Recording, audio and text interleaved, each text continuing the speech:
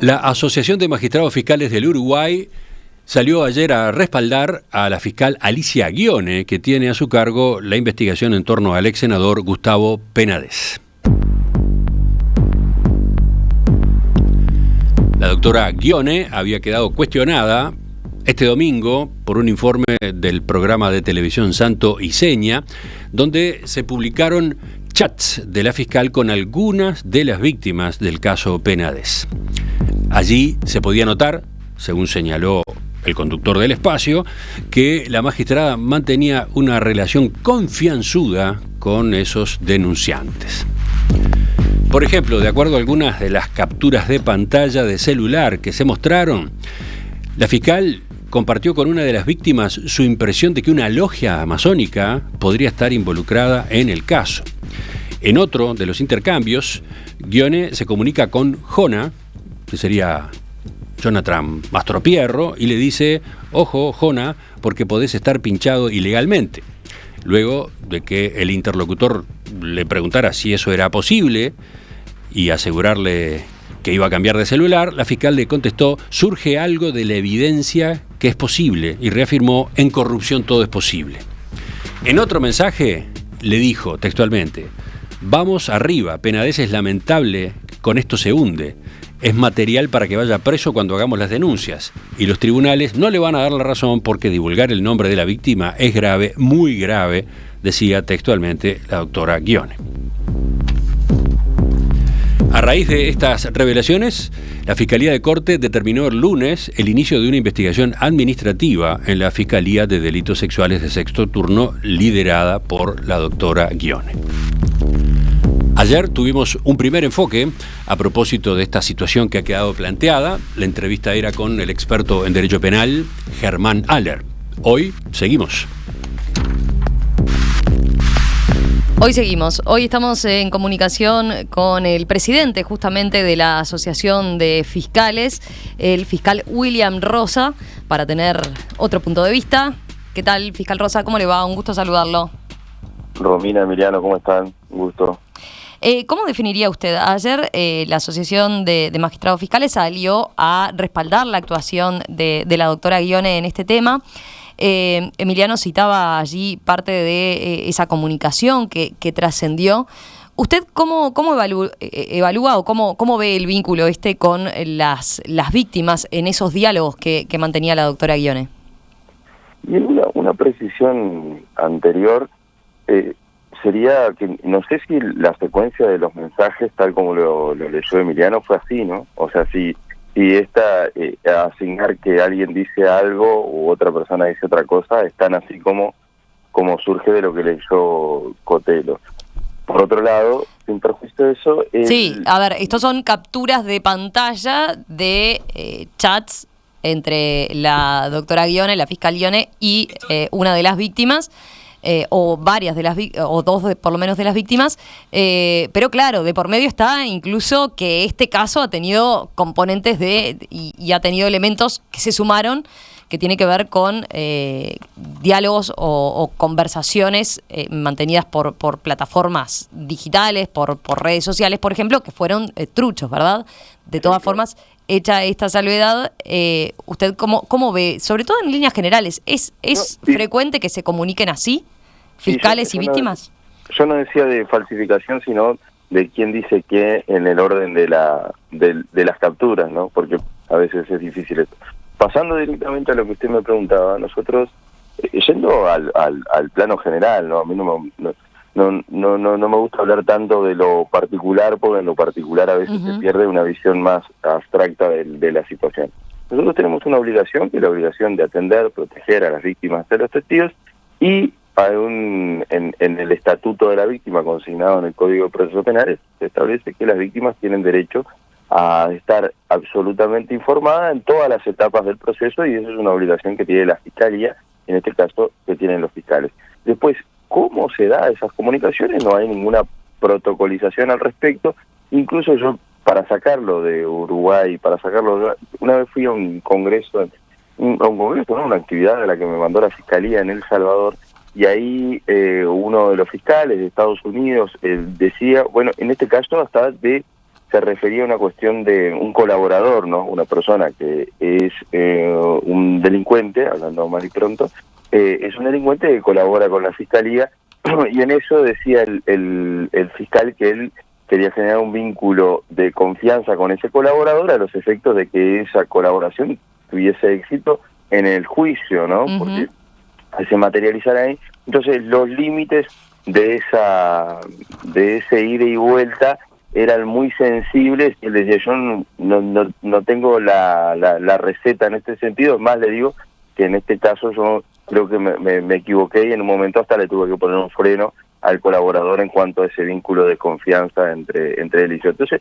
respecto de esto, nosotros tenemos la norma, pero después la manera de llevarlo adelante es muy difícil, después bajarlo a tierra, uno en delitos más sencillos. Yo tengo hurtos, rapiñas, como fiscal de flagrancia, me es más fácil tener un vínculo con las víctimas porque es un vínculo instantáneo, y a veces parte de una toma de una declaración y los casos se resuelven prontamente. Ahora, cuando los casos son tan sensibles e involucran esferas de poder, porque acá hay algo fundamental.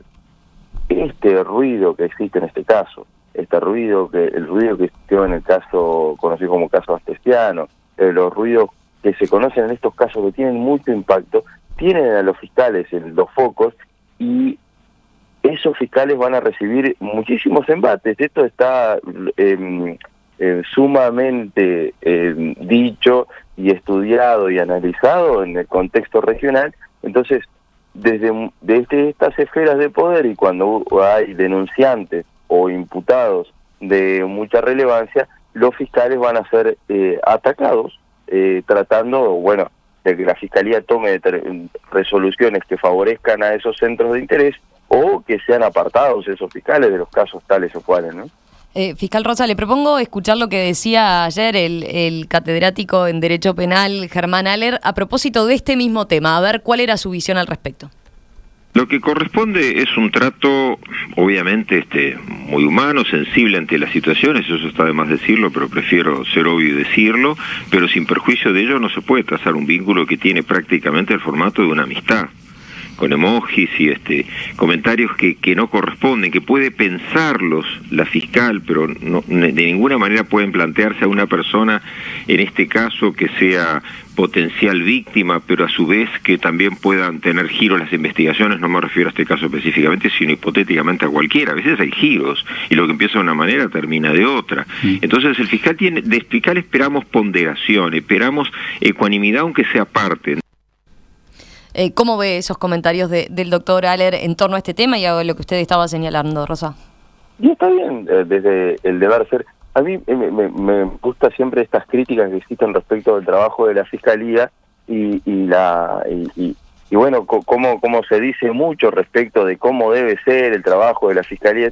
Me gustaría que esas voces también aparezcan cuando se hable de fortalecer a la Fiscalía, ¿no? Para que cuando la Fiscalía trabaje en estos casos de alto impacto también esté fortalecida en cuanto a que exista un fiscal de corte designado, en cuanto a que exista recursos para la Fiscalía. Pues veo una mirada crítica, y está bien, respecto a lo que hace la Fiscalía, pero se pierde en la crítica nomás. Cuando nosotros decimos, bueno, pero la Fiscalía tiene determinadas debilidades, fíjese que en este caso a veces hasta los fiscales tienen que terminar trabajando ellos mismos sobre determinadas evidencias por, fíjese, la reserva que tuvieron que mantener estas fiscales para lograr proteger el caso por la porosidad que tenía el caso en cuanto a que hay funcionarios policiales que están investigados por sacar información de este caso, de tratar de hacer lo que se llamó una investigación paralela respecto a este caso. Entonces es muy difícil en ese sentido, y la fortaleza es una necesidad, pero no veo tanta gente preocupada por la necesidad de esa fortaleza, y sí después de tener una mirada crítica, que está bien. Yo creo que hay que complementarlo con la otra, ¿no? Con la otra pata, que es el fortalecimiento. Entiendo. Me quedo con dos puntos que usted mencionaba en la primera respuesta, que tiene que ver con... usted entiende que ustedes como fiscales tienen determinados deberes, entre otros informar a la víctima, ¿no? de cómo transcurre la investigación, pero señalaba que no está protocolizado eso. quiero detenerme allí. O sea, ¿tienen libertad de acción cada uno para definir cómo se da ese vínculo? Estoy pensando en, por ejemplo, ¿es habitual que se tengan diálogos por WhatsApp? ¿Ese es el canal más común? Y bueno, el diálogo por WhatsApp es con la policía, el diálogo por WhatsApp es con los medios de comunicación.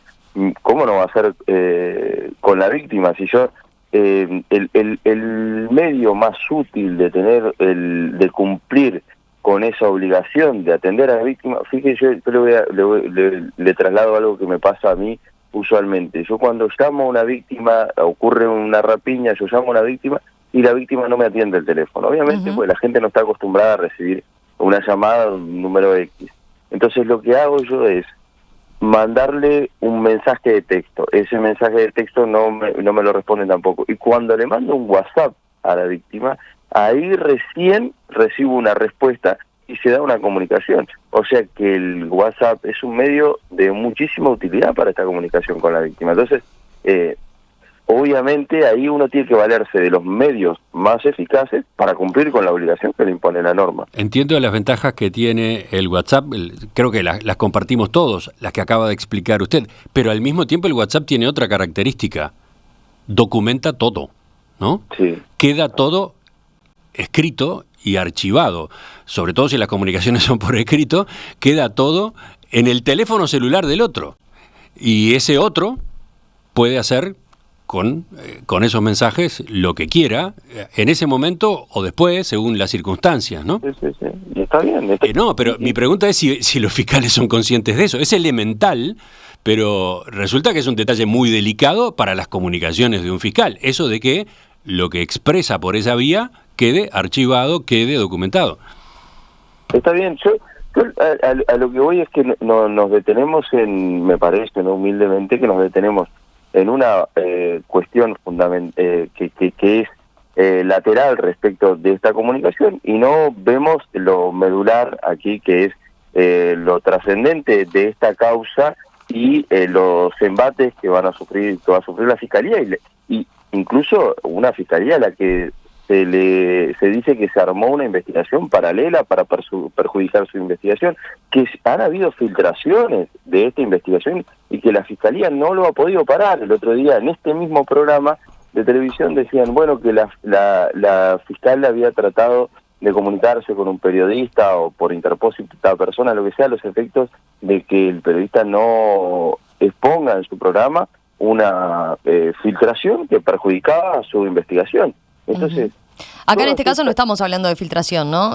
Recordemos, estos chats, en todo caso, por lo que decía Emiliano, ¿no? Quedan como documento o quedan como prueba y justamente aparecen claro, lo más probable por el lado de las víctimas. Digo porque hay oyentes que preguntan a propósito de esto es otra filtración. No quiere decir que esos teléfonos no estén intervenidos, pero no es esto no es origen, claro. El origen de que trascienda este diálogo no es una filtración en este caso, ¿no? Acá pero es un periodista con sus fuentes consiguiendo cierta información que estaba en poder en los celulares de algunas de las víctimas, por lo visto. Por eso yo lo que quería reafirmar es que nuestro apoyo a las colegas de este equipo fiscal es por su trabajo, el trabajo que realizaron en esta causa, que hasta hace 3 días, estaba siendo sumamente ponderado por la sociedad en general, por los periodistas, por legisladores, por la comunidad en general, estaba siendo ponderado.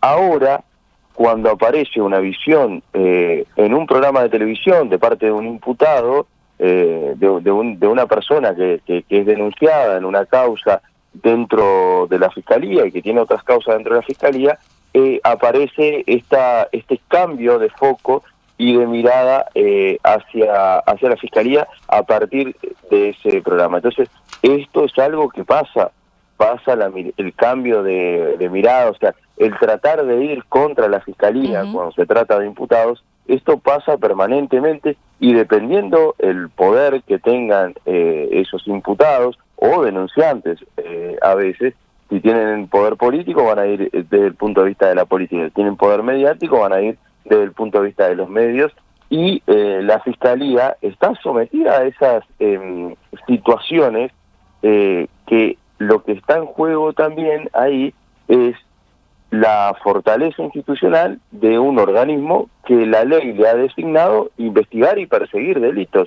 Entonces a veces se pierde el foco, el barro es muy tentador para sacar el foco de aquellas cosas que... Sí, que no, acá sobre todo, ¿no? A ver, lo traíamos porque este caso plantea una cuestión que trasciende el caso aislado, que es la cuestión institucional de cuál es el vínculo, ¿no? En general, entre la Fiscalía y las víctimas, cómo deberían proceder los fiscales, el tipo de relacionamiento que pueden tener.